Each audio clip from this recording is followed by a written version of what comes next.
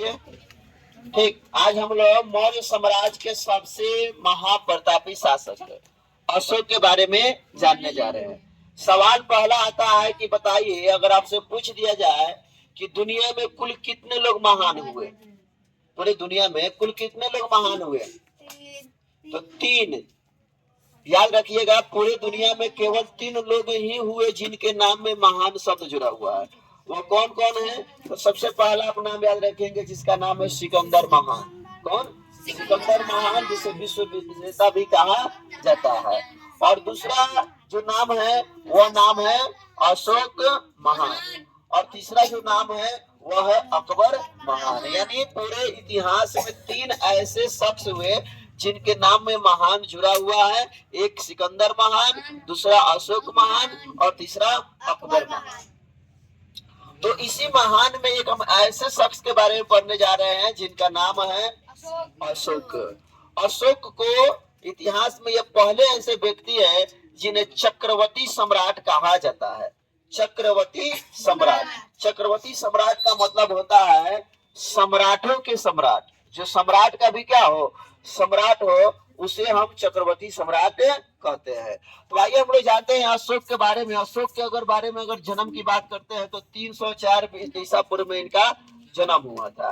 पिता की अगर बात करते हैं तो यह बिंदुसार के पुत्र थे।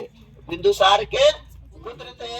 और वही माता का नाम बताया जाता है शुभदरांगी। माता का नाम बताया जाता है शुभदरांगी। और शुभदरांगी के बताइए तो दूसरा नाम क्या था? रानी धर्मा का पुत्र बताए जाते हैं अशोक। ठीक, जो कि 200, आप याद रखेंगे, अशोक राजगद्दी पर कब बैठा था? अशोक राजगद्दी पर कब बैठा था? 272 नहीं, अशोक राजगद्दी पर कब बैठे थे? ठीक है, चलिए 272 ईसा पूर्व में वह राजगद्दी पर बैठे थे। ठीक, लेकिन इनका राज्याभिषेक कब हुआ? 269 ईसा पूर्व में क्या हुआ? राज्याभिषेक हुआ।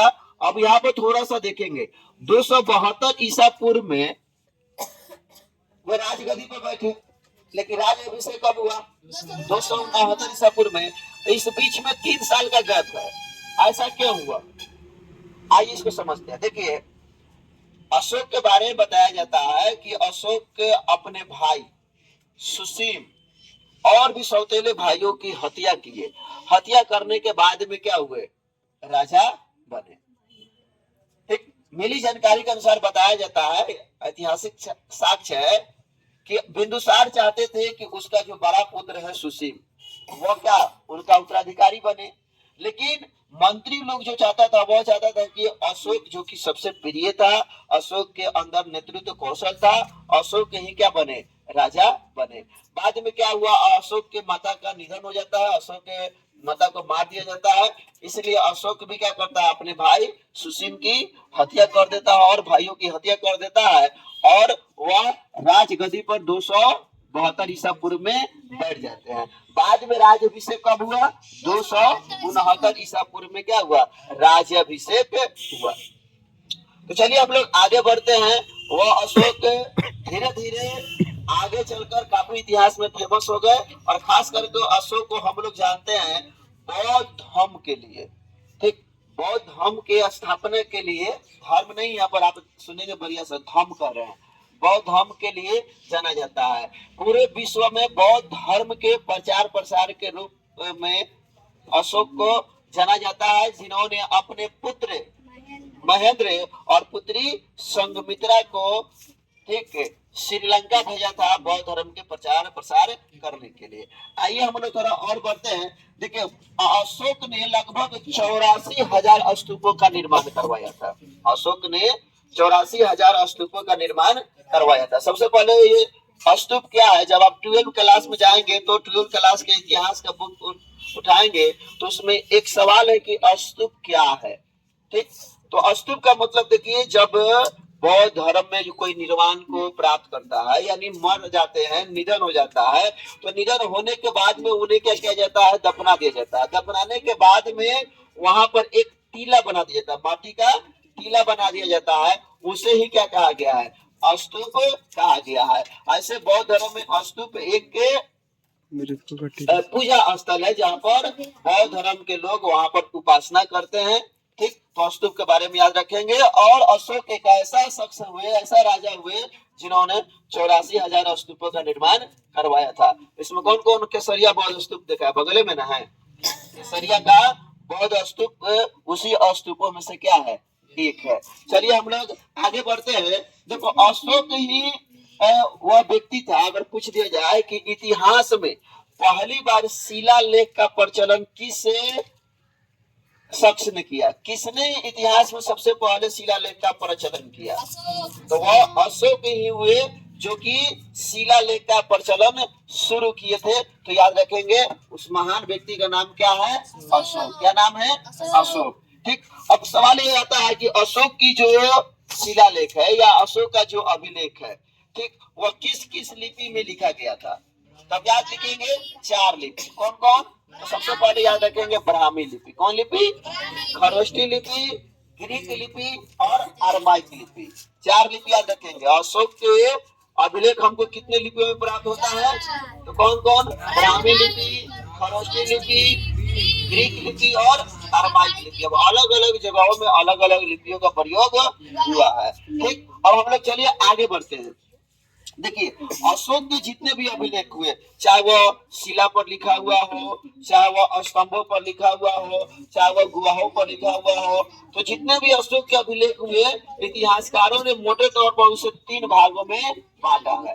सवाल, पहला सवाल आप लोग बताइए, अगर पूछा जाए अशोक के अभिलेख को कितने भागों में बांटा गया? कौन कौन? तो नंबर 1 शिलालेख, नंबर 1 शिलालेख, और दूसरा स्तंभ लेख, और तीसरा गुहा लेख। सुनिए अभी बढ़िया से पढ़ लीजिएगा ना। क्लास में अगर टीचर पढ़ा रहा है, पूछ रहा है, अगर बोल दे रहा है ना तो समय अब आपका हो गया। नहीं तो टीचर का काम है आप बोलना, अपना बोलेंगे और जाएंगे, और आप जब नहीं सुन रहे तो समझो आपका नहीं हुआ।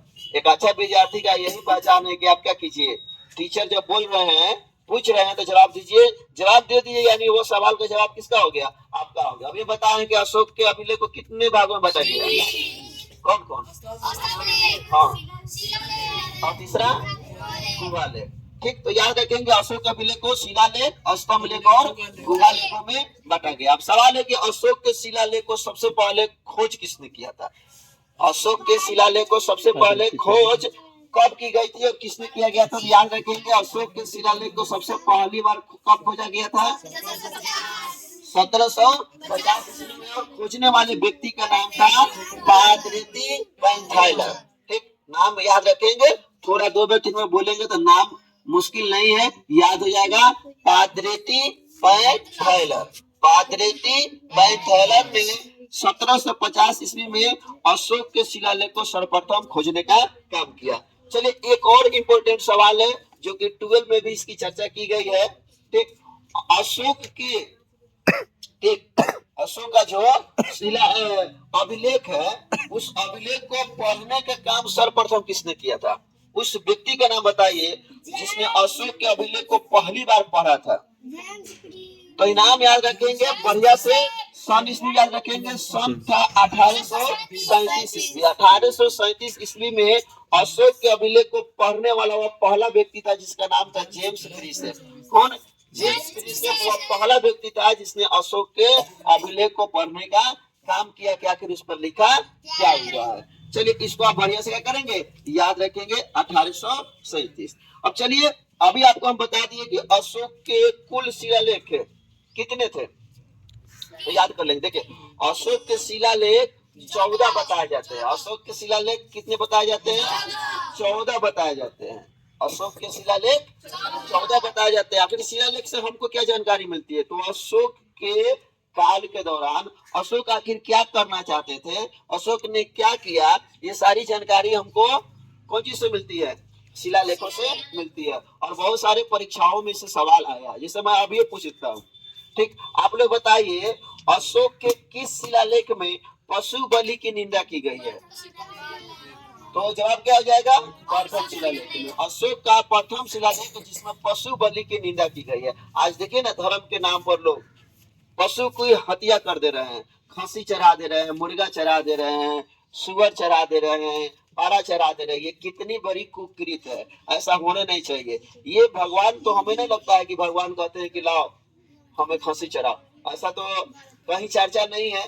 ठीक, पहले भी था सती प्रथा, लोग सती के नाम पर महिलाओं को जिंदा जला दिया जाता था।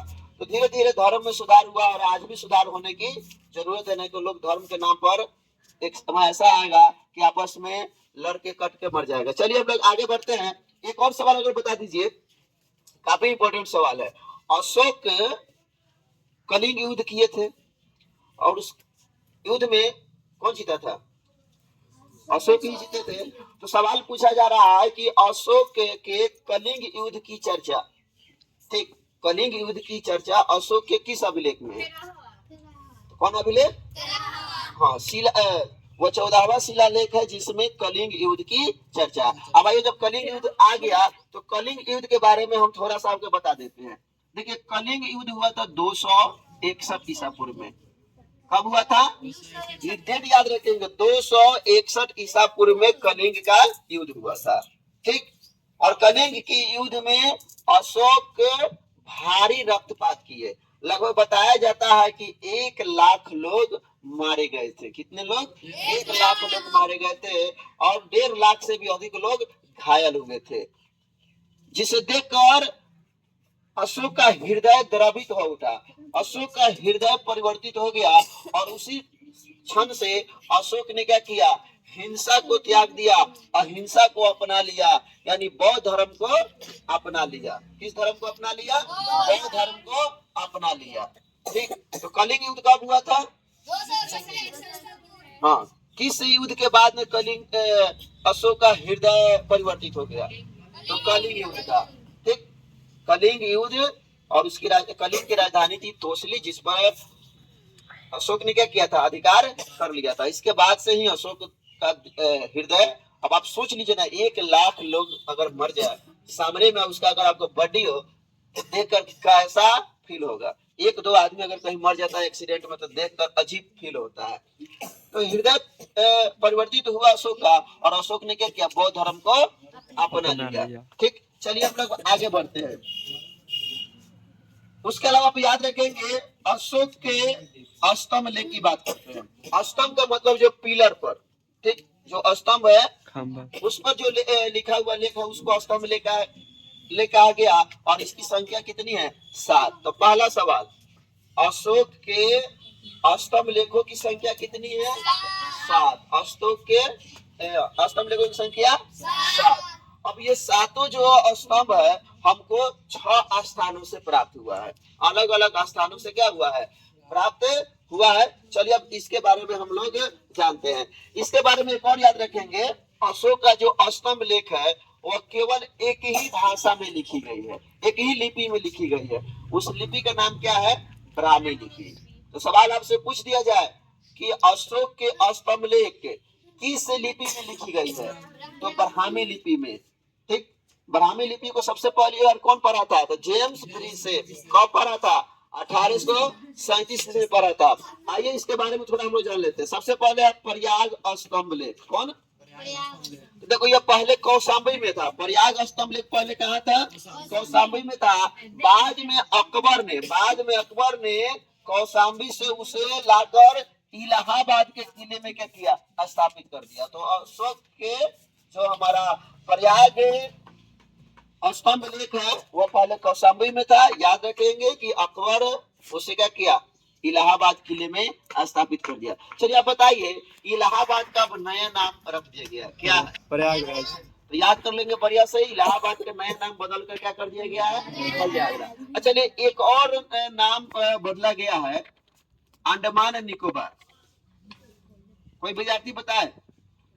अंडमान निकोबार जो द्वीप समूह है उसका नाम बदल दिया गया है, और इसका क्या रख दिया गया है? बताइए। ठीक, इसका नाम क्या रख दिया गया है तो आप लोग बताइएगा। ठीक, छोड़ देते हैं आपके ऊपर, कमेंट में आप लोग वीडियो को बताइएगा कि इसका क्या नाम है। चलिए हम लोग बढ़ते आगे। तो क्या बता रहे थे? प्रयाग स्तंभ लेख। चलिए दूसरा जो हमारा स्तंभ लेख है वो है दिल्ली टोपरा। कौन? दिल्ली टोपरा। इसके बारे में याद रखेंगे कि यह शिलालेख फिरोज शाह तुगलक द्वारा टोपरा से कहाँ लाया गया था? दिल्ली लाया गया था। ठीक, तो सवाल ऐसे भी पूछा जा सकता है कि अशोक के स्तंभ लेख को टोपरा से कौन दिल्ली लाया था? तो फिरोज शाह तुगलक। कौन? फिरोज शाह तुगलक। फिरोज शाह तुगलक एक और हेलो याद रखिएगा, वो है हमारा दिल्ली मेरठ। यह शिलालेख पहले मेरठ में था, लेकिन इसे भी अगर दिल्ली में लाने का काम कौन किया? तो वह फिरोज शाह तुगलक ही थे। और वही बात करते हैं रामपुरवा, तो रामपुरवा ये अपने चंपारण में है। ये महात्मा गांधी के कर्मभूमि चंपारण में स्थित है रामपुरवा का स्तंभ लेख। और इसकी खोज आप याद रखेंगे, रामपुरवा में जो अशोक का स्तंभ लेख है उसकी पता कब चला, उसकी खोज कब चला? उसकी खोज हुआ 1872 ईस्वी में। और खोजने वाले व्यक्ति कौन थे? तो कार्लायल थे। कौन थे? कार्लायल थे। याद कर लीजिए बढ़िया से, बिहार में स्थित रामपुरवा का अशोक का स्तंभ लेख कब खोजा गया?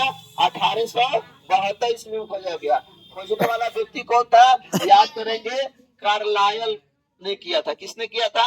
कार्लायल ने। चलिए और भी स्तंभ लेखों की बात करते हैं, तो वह है लौरिया आर्यराज। लौरिया का आर्यराज जाइएगा ना, सोमेश्वर नाथ का मंदिर काफी फेमस है।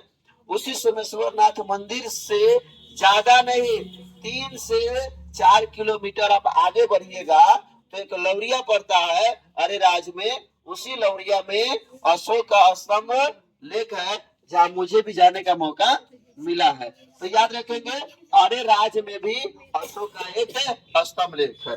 चलिए एक और लौरिया है जो कि नंदनगढ़, और यह पश्चिमी चंपारण में। बिहार का सबसे बड़ा जिला कौन है? पश्चिमी चंपारण, जहां लौरिया में अशोक का स्तंभ लेख है। और इसके बारे में याद रखेंगे, यह खास स्तंभ लेख है जिसमें मोर का चित्र बना हुआ है। कौन सी का चित्र बना हुआ है? मोर का चित्र बना हुआ है। तो पूछ दिया जाए सवाल ऐसा कि अशोक का वह कौन सा स्तंभ लेख है जो जिसपे मोर का चित्र बना हुआ है? तो आपको बताना होगा लौरिया नंदनगढ़ का स्तंभ लेख जिसपे मोर का चित्र बना हुआ है। तो चलिए रहने देते इतना ही।